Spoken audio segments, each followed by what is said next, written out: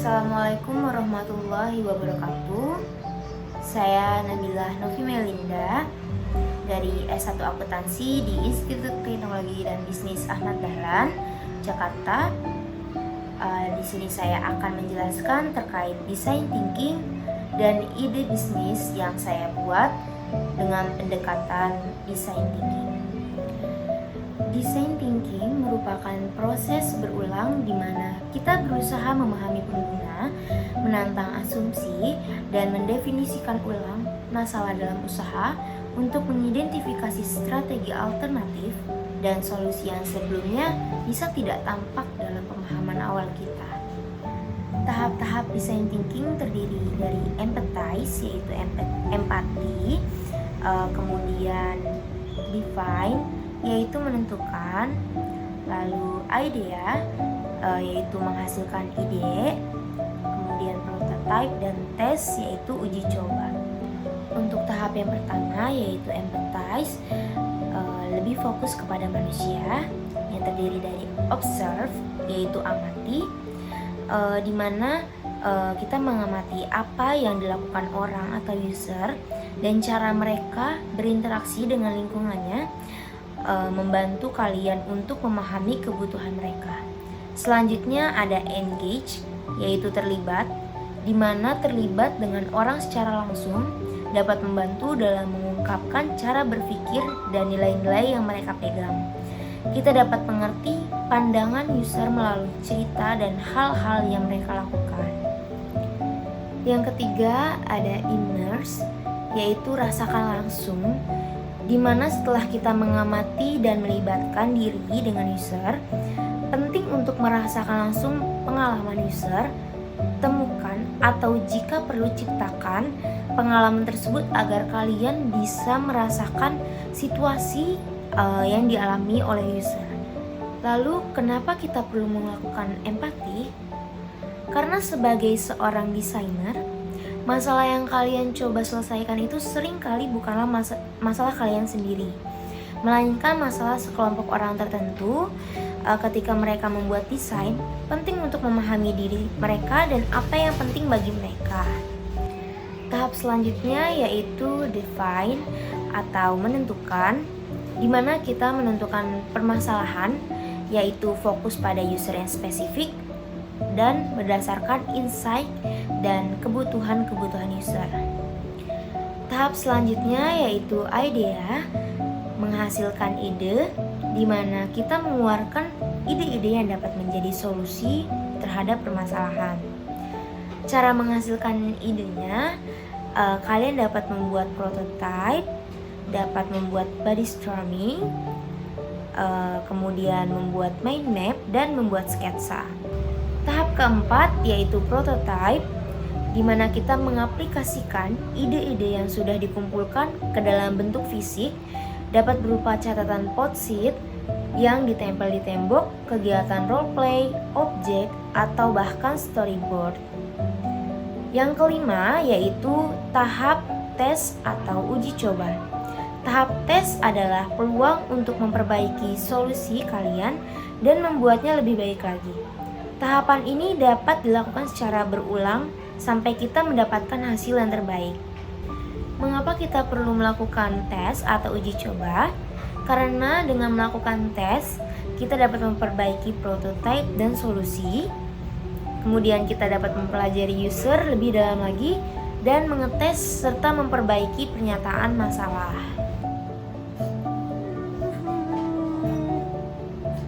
Kenapa?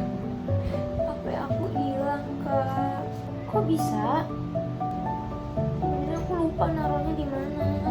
Dan aku nggak nyalain data. Gimana dong, Kak? Bisa dimarahin mama. Ya udah, tenang dulu. Jangan nangis lagi. Biar kakak bantu. Dalam cuplikan tadi, kita dapat mengamati bahwa seringkali orang-orang itu kehilangan handphonenya, sulit untuk menemukannya itu, dan hanya handphone tertentu yang sudah memiliki alat pelacak. Untuk tahap define dari ide bisnis di cuplikan tersebut, bahwa banyak orang tidak dapat menemukan handphonenya karena mereka tidak tahu keberadaan handphonenya di mana. Kemudian handphonenya bisa jadi dicuri, dan kebetulan juga saat handphone tersebut hilang ataupun dicuri sedang tidak menyalakan jaringan data. Maka ide yang dapat saya hasilkan dari masalah-masalah di cuplikan tersebut, maka dari itu saya berpikir untuk menciptakan pelacak handphone setiap jenis handphone tanpa harus terhubung ke jaringan data, sehingga untuk menemukan handphone hilang atau keberadaan handphone dapat jauh lebih mudah.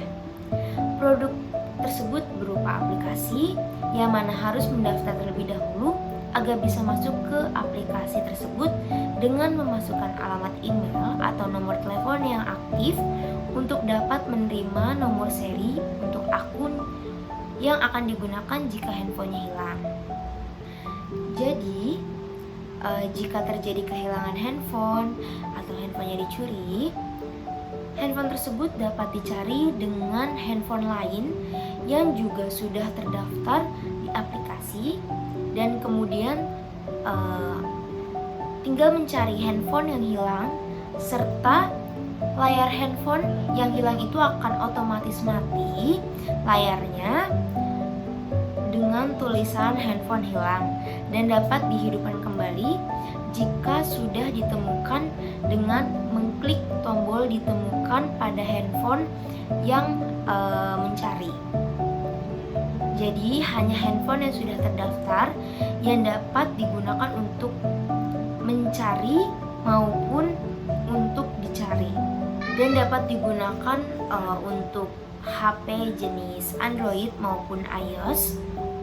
Kemudian aplikasi pelacak handphone ini akan menghadirkan fitur-fitur pelacak yang mudah dan menarik digunakan bagi semua kalangan.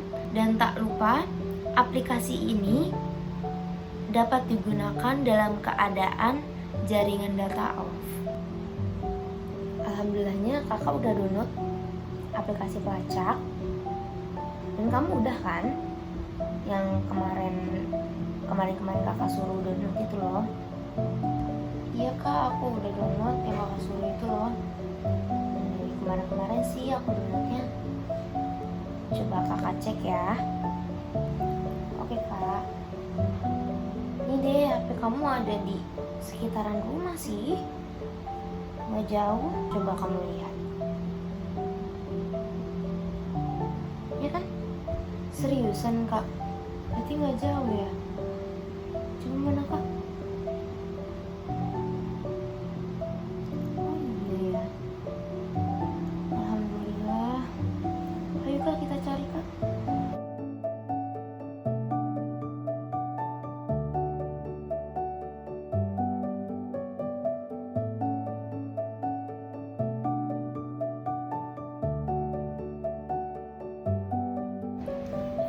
Dek, HP kamu ketemu nih, ada di sini. Mana kak? Alhamdulillah, makasih banyak ya kak.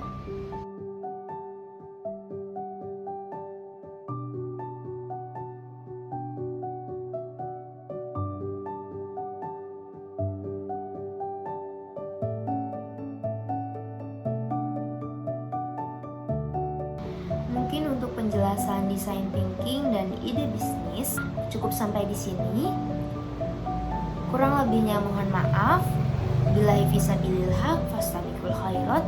Wassalamualaikum warahmatullahi wabarakatuh.